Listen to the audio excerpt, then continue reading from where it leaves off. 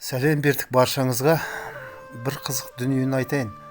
Жақында Жапониядан келген, бір жылға тіл үйренуге келген 21 жасар студентпен дастархандас болып, біраз әңгімелестік. Есімі Акки екен.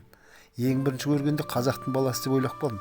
Жүгіріп келіп екі қолымен ассалаумағалейкум деп басын иіп сәлемдесті. Кейін таныса жатсам, Жапонның баласы екен. Есімі Акки. Мен одан сұрадым, Акки деген қандай мағына білдіреді десем, мақсатқа жетуші дейді. Ой бой дедім, аты затына сай білімге деген құлшынысы өте керемет екені көрініп тұр. Көзі оттай жанып тұр. Алматыға келгелі 5 ай болыпты. Орыс тілін жақсы меңгеріп алыпты. Енді Асқар деген досымның үйінде тұрып, қазақ тілін меңгеруде.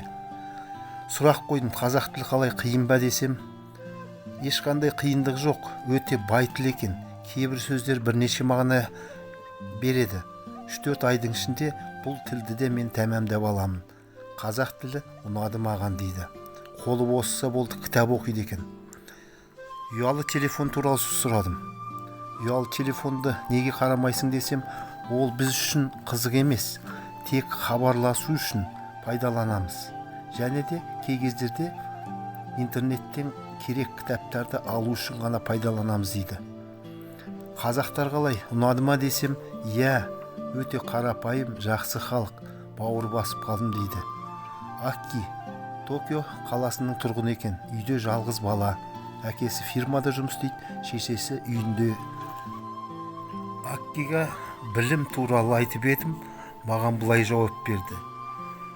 Білекті бірді жығар, білімді мыңды жығар деп мақалдап айтқан кезде шалқамнан түсе жаздадым. Сонда Аккидің айту бойынша бұлай, біз өзіміз үшін оқимыз. Білім менің болашағым. Онсыз ілгері жылжу мүмкін емес. Әр минутты бос жібермей білімді көтеріп отыру керек деді.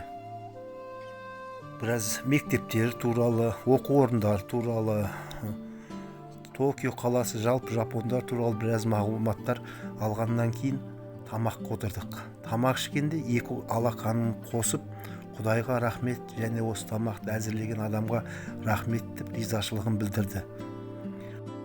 Беш бармақты қолмен жеу керек деп қасықты қойып қолмен жей бастады.